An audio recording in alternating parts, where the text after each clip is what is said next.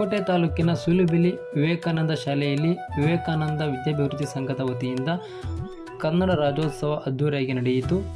ನಿವೃತ್ತ ಜಿಲ್ಲಾಧಿಕಾರಿ ಸಿ ಸೋಮಶೇಖರ್ ಅವರು ಕನ್ನಡಾಂಬೆ ಭಾವಚಿತ್ರಕ್ಕೆ ಪುಷ್ಪನಮನ ಸಲ್ಲಿಸಿ ಮಾತನಾಡಿ, ತಾಯ್ನಾಡು ತಾಯಿ ಭಾಷೆಯ ಋಣ ತೀರಿಸುವ ಕೆಲಸ ಪ್ರತಿಯೊಬ್ಬರಿಂದ ಆಗಬೇಕು. ಪ್ರಮುಖವಾಗಿ ಕನ್ನಡ ನಾಡು ತನ್ನದ ಭೌಗೋಳಿಕ ಪಾರಂಪರಿಕ ವೈಶಿಷ್ಟ್ಯ ಹೊಂದಿದ್ದು, ಬೇಲೂರು ಹಳೆಬೀಡು ಅದ್ಭುತ ವಾಸ್ತುಶಿಲ್ಪ, ಪಶ್ಚಿಮ ಘಟ್ಟಗಳ ಸುಂದರ ಪರಿಸರ, ಸಂಗೀತ, ಭರತನಾಟ್ಯ, ಕನ್ನಡ ಚಿತ್ರಗಳು ಸಾಕಷ್ಟು ಅದ್ಭುತವಾಗಿವೆ. ಇಂತಹ ಸೌಂದರ್ಯ ಕನ್ನಡ ಭಾಷೆ ಬಿಟ್ಟರೆ ಬೇರೆ ಯಾವ ಭಾಷೆಯಲ್ಲೂ ಸಿಗಲಾರದು. ಆದ್ದರಿಂದ ವಿದ್ಯಾರ್ಥಿಗಳು ಕನ್ನಡದಲ್ಲಿ ವ್ಯವಹಾರ ಮಾಡುವ ಮೂಲಕ ಕನ್ನಡ ಭಾಷೆ ಉನ್ನತಿಗೆ ಶ್ರಮಿಸಬೇಕು. ಕನ್ನಡ ಶಾಲೆ ಎಂಬ ಕೀಳರಿಮೆ ಬಿಟ್ಟು ವ್ಯಾಸಂಗ ಮಾಡಿದರೆ ಸಮಾಜದಲ್ಲಿ ಉನ್ನತ ಸ್ಥಾನ ಅಲಂಕರಿಸಬಹುದು ಎಂದರು. ಅದ್ಭುತವಾದಂಥ ಶಿಕ್ಷಣ ಸೇವೆಯನ್ನು ಗ್ರಾಮೀಣ ಪ್ರದೇಶದಲ್ಲಿ ಸಲ್ಲಿಸ್ತಾ ಇದೆ. ಸನ್ಮಾನ್ಯ ಶ್ರೀ ಸೂರಂ ರಾಮಯ್ಯನವರ ದಾರ್ಶನಿಕತೆ, ಆಗ ಪ್ರಾರಂಭದಲ್ಲಿ ಮುಖ್ಯೋಪಾಧ್ಯಾಯರಾಗಿದ್ದ ಸನ್ಮಾನ್ಯ ವೆಂಕಟರಾಮಯ್ಯನವರ ಒಂದು ಶಿಕ್ಷಣ ಪ್ರೇಮ, ಹಾಗೂ ಇದೀಗ ಅಧ್ಯಕ್ಷರಾಗಿರುವಂಥ ರವಿಕುಮಾರ್ ಅವರು ಮತ್ತು ಅತ್ಯಂತ ಕ್ರಿಯಾಶೀಲ ಕಾರ್ಯದರ್ಶಿಗಳಾದ ಸನ್ಮಾನ್ಯ ಪ್ರಸಾದ್ರವರು, ಇವರೆಲ್ಲರ ಒಂದು ಧೀಮಂತ ನಾಯಕತ್ವದಲ್ಲಿ ಈ ಸಂಸ್ಥೆ ವಿಶಿಷ್ಟವಾದ ಸೇವೆಯನ್ನು ಸಲ್ಲಿಸ್ತಾ ಇದೆ. ಬಹುಶಃ ಈ ಭಾಗದಲ್ಲಿ ಹಲವಾರು ದಶಕಗಳಿಂದ ಈ ಸಂಸ್ಥೆಯನ್ನು ಸ್ಥಾಪಿಸದೆ ಹೋಗಿದ್ದಿದ್ರೆ ಸಾವಿರಾರು ಮಕ್ಕಳು ಇನ್ನೂ ಸಹ ಗಾಢಾಂಧಕಾರದಲ್ಲಿರಬೇಕಾಗಿತ್ತು, ಶಿಕ್ಷಣದಿಂದ ವಂಚಿತರಾಗಬೇಕಾಗಿತ್ತು.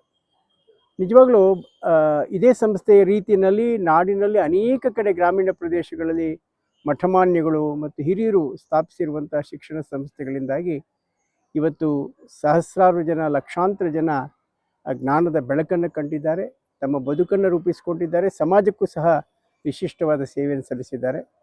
ನಾನು ಚಿಕ್ಕ ವಯಸ್ಸಿನಿದ್ದಾಗಲೇ, ನಾನು ವಿದ್ಯಾರ್ಥಿಯಾಗಿದ್ದಾಗಲೇ, ಹೊಸಕೋಟೆ ಪುರಸಭಾ ಪ್ರೌಢಶಾಲೆಯಲ್ಲಿ ವಿದ್ಯಾರ್ಥಿಯಾಗಿದ್ದಾಗಲೇ ನಾನು ಈ ಶಾಲೆಗೆ ಬಂದು ಇಲ್ಲಿನ ಕಂಠಪಾಠ ಸ್ಪರ್ಧೆ ಮತ್ತಿತರ ಸ್ಪರ್ಧೆಗಳಲ್ಲಿ ಭಾಗವಹಿಸ್ತಾ ಇದ್ದೆ. ಆಗಲಿಂದೂ ಸಹ ಈ ಶಾಲೆ ಒಂದು ಆದರ್ಶ ಶಾಲೆಯಾಗಿದೆ. ಇಂತಹ ಶಾಲೆಗೆ ಇವತ್ತು ನಾನು ಆಗಮಿಸಿ ರಾಜ್ಯೋತ್ಸವದ ಬಗ್ಗೆ ಮಾತನಾಡುವಂಥ ಅವಕಾಶ ಕಲ್ಪಿಸಿಕೊಟ್ಟಿದ್ದಕ್ಕಾಗಿ ನಾನು ಎಲ್ಲ ವ್ಯವಸ್ಥಾಪಕ ಮಂಡಳಿ, ಆಡಳಿತ ಮಂಡಳಿಯ ಮಿತ್ರರಿಗೆ ಅಭಿನಂದನೆ ಸಲ್ಲಿಸಿ, ನಮ್ಮ ನಾಡು, ನುಡಿ, ಸಂಸ್ಕೃತಿಯ ಬಗ್ಗೆ ಮಕ್ಕಳಲ್ಲಿ ಬಾಲ್ಯದಿಂದಲೇ ಆಸಕ್ತಿ ಬೆಳೀಬೇಕು. ಆ ದಿಸೆಯಲ್ಲಿ ಶಿಕ್ಷಕರು, ಆಡಳಿತ ವರ್ಗದವರು ಶ್ರಮಿಸಬೇಕು ಅಂತ ನಾನು ಪ್ರೀತಿಯಿಂದ ಅವರಲ್ಲಿ ಕೇಳಿಕೊಂಡಿದ್ದೇನೆ. ಎಲ್ಲರಿಗೂ ರಾಜ್ಯೋತ್ಸವದ ಶುಭಾಶಯಗಳು. ಇನ್ನು ವಿವೇಕಾನಂದ ವಿದ್ಯಾಭಿವೃದ್ಧಿ ಸಂಘದ ಕಾರ್ಯದರ್ಶಿ ವಿ ಪ್ರಸಾದ್ ಮಾತನಾಡಿ, ಗ್ರಾಮೀಣ ಭಾಗದ ವಿದ್ಯಾರ್ಥಿಗಳಿಗೆ ಗುಣಮಟ್ಟದ ಶಿಕ್ಷಣ ನೀಡುವ ಉದ್ದೇಶದಿಂದ ಸ್ವಾತಂತ್ರ್ಯ ಹೋರಾಟಗಾರ ಸೂರಂ ರಾಮಯ್ಯನವರು ಶಾಲೆ ಪ್ರಾರಂಭ ಮಾಡಿದ್ದು, ಮುಂದಿನ ದಿನಗಳಲ್ಲಿ ಪ್ರಾಥಮಿಕ ಹಂತದಿಂದ ಪದವಿವರೆಗೂ ಶಿಕ್ಷಣ ಕೊಡುವ ದೊಡ್ಡ ಸಂಸ್ಥೆಯನ್ನಾಗಿ ನಿರ್ಮಾಣ ಮಾಡಲು ಸಂಘದ ಎಲ್ಲ ಸದಸ್ಯರು ದುಡಿಯಲಿದ್ದಾರೆ ಎಂದರು. ಇವತ್ತು ವಿವೇಕಾನಂದ ವಿದ್ಯಾಭಿವೃದ್ಧಿ ಸಂಘದ ಆಶ್ರಯದಲ್ಲಿ ನಡೀತಾ ಇರತಕ್ಕಂಥ 3 ಶಾಲೆಗಳ ಸಂಯುಕ್ತ ಆಶ್ರಯದಲ್ಲಿ ವಿವೇಕಾನಂದ ಪ್ರೌಢಶಾಲೆ, ವಿವೇಕಾನಂದ ಆಂಗ್ಲ ಪ್ರೌಢಶಾಲೆ ಮತ್ತು ವಿವೇಕಾನಂದ ಹಿರಿಯ ಪ್ರಾಥಮಿಕ ಪಾಠಶಾಲೆಯ ಸಂಯುಕ್ತ ಆಶ್ರಯದಲ್ಲಿ ಕನ್ನಡ ರಾಜ್ಯೋತ್ಸವ ಕಾರ್ಯಕ್ರಮವನ್ನು ಹಮ್ಮಿಕೊಂಡಿದ್ವಿ.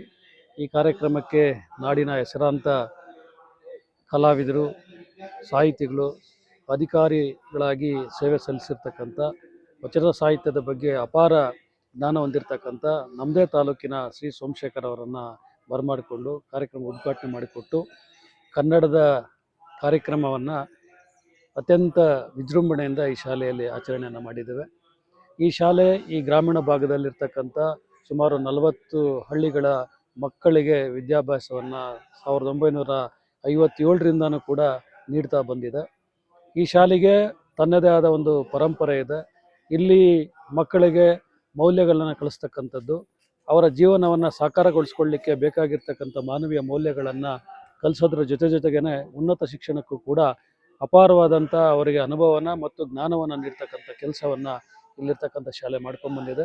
ಸೂರಂ ರಾಮಯ್ಯನವರ ಆದಿಯಾಗಿ ಕೂಡ ಇಲ್ಲಿ ಇರ್ತಕ್ಕಂಥ ಆಡಳಿತ ಮಂಡಳಿ ಕೂಡ ತನ್ನದೇ, ಇಲ್ಲೇ ಶಾಲೆಯ ವಿದ್ಯಾರ್ಥಿಗಳು, ಹಿರಿಯ ವಿದ್ಯಾರ್ಥಿಗಳೇ ಎಲ್ಲರೂ ಕೂಡ ಒಂದು ಆಡಳಿತ ಮಂಡಳಿ ಇದ್ದು ಈ ಆಡಳಿತ ಮಂಡಳಿ ನಡೆಸ್ತಾ ಇರ್ತಕ್ಕಂಥದ್ದು ಭಾಳ ವಿಶೇಷ.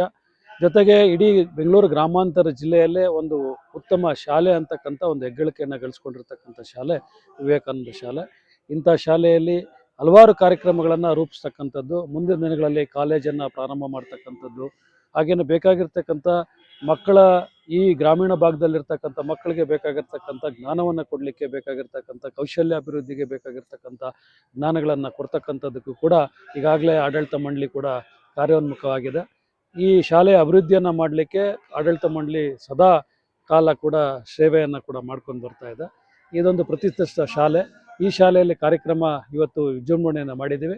ಮಕ್ಕಳಿಗೆ ಕನ್ನಡದ ಬಗ್ಗೆ ಮತ್ತು ಕನ್ನಡ ಸಾಹಿತ್ಯದ ಬಗ್ಗೆ ಅವರಿಗೆ ಅಭಿಮಾನವನ್ನು ಮೂಡಿಸ್ತಕ್ಕಂಥದ್ದು, ಪುಸ್ತಕವನ್ನು ಓದ್ತಕ್ಕಂಥದ್ದಕ್ಕೆ ಹವ್ಯಾಸವನ್ನು ರೂಢಿಸ್ಕೊಳ್ತಕ್ಕಂಥದ್ದು, ವಿಶೇಷವಾಗಿ ಕನ್ನಡದ ಬಗ್ಗೆ ಹೆಚ್ಚಿನ ಜ್ಞಾನವನ್ನು ಪಡ್ಕೊಳ್ತಕ್ಕಂಥ ನಿಟ್ಟಿನಲ್ಲಿ ಕಾರ್ಯಕ್ರಮಗಳನ್ನು ಹಮ್ಮಿಕೊಂಡು ಇವತ್ತು ಕಾರ್ಯಕ್ರಮವನ್ನು ಈ ಶಾಲೆಯಲ್ಲಿ ನಡೆಸ್ಕೊಂಡು. ಇನ್ನು ಕಾರ್ಯಕ್ರಮದಲ್ಲಿ ವಿವೇಕಾನಂದ ವಿದ್ಯಾಭಿವೃದ್ಧಿ ಸಂಘದ ಅಧ್ಯಕ್ಷ ರವಿಕುಮಾರ್, ವಿವೇಕಾನಂದ ವಿದ್ಯಾಭಿವೃದ್ಧಿ ಸಂಘದ ಖಜಾಂಚಿ ಮೋಹನ್ ಕೃಷ್ಣ, ಸದಸ್ಯ ಬೇಗೂರು ತೋಟದಪ್ಪ, ಕನ್ನಡ ಅಭಿಮಾನಿ ರಾಜಶೇಖರಯ್ಯ, ಕನ್ನಡ ಸಾಹಿತ್ಯ ಪರಿಷತ್ ಮಾಜಿ ಅಧ್ಯಕ್ಷ ಎಂ.ಆರ್. ಉಮೇಶ್, ಮುಖ್ಯ ಶಿಕ್ಷಕ ಡಿ. ಲಕ್ಷ್ಮೀನಾರಾಯಣ್ ಮತ್ತು ಮಕ್ಕಳು ಹಾಜರಿದ್ದರು. ಅಂತ ಹೇಳ್ಬಿಟ್ಟು ಅಂತಂದ್ರೆ ಅಲ್ಲಿ ಕನ್ನಡ ವನ ಅಂತ ಹೇಳ್ಬಿಟ್ಟು ಈ ಸಲ ವಿವೇಕಾನಂದ ಪ್ರೌಢಶಾಲೆ ಇವತ್ತಿಂದ ಮಕ್ಕಳು, ಕನ್ನಡ ಮಾಧ್ಯಮ ಮಕ್ಕಳು, ಅವರ ಹತ್ರ ಎಷ್ಟು ಕಲೆ ಅಡಗಿತ್ತು ಅಂತ ಹೇಳ್ಬಿಟ್ಟು ಅಂತಂದ್ರೆ ಹೇಳಕ್ ಸಾಧ್ಯ ಆಗಿಲ್ಲ.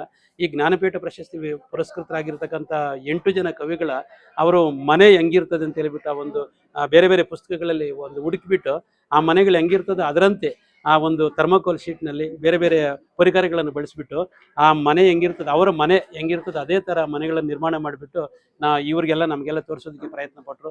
ತುಂಬ ಚೆನ್ನಾಗಿ ಅದೊಂದು ತುಂಬ ಖುಷಿ ಆಯಿತು.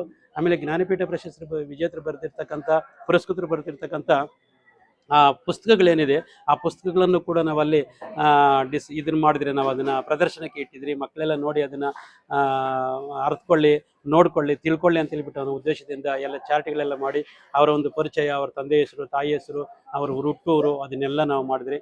ಮಕ್ಕಳಿಂದ ಸಾಂಸ್ಕೃತಿಕ ಕಾರ್ಯಕ್ರಮಗಳನ್ನ ಆಯೋಜನೆ ಮಾಡಿದ್ರಿ. ಎಲ್ಲ ಮಾಧ್ಯಮ ಮಿತ್ರರು ಕೂಡ ನಮಗೆ ತುಂಬ ರೀತಿಯಲ್ಲಿ ಸಹಕಾರ ಮಾಡಿದ್ರು. ವಿಶೇಷವಾಗಿ ಎಲ್ಲ ಮಾಧ್ಯಮ ಮಿತ್ರರಿಗೂ ಕೂಡ ಈ ಒಂದು ಶುಭ ಸಂದರ್ಭದಲ್ಲಿ ನಾವು ಧನ್ಯವಾದಗಳನ್ನು ಸಲ್ಲಿಸಬೇಕು.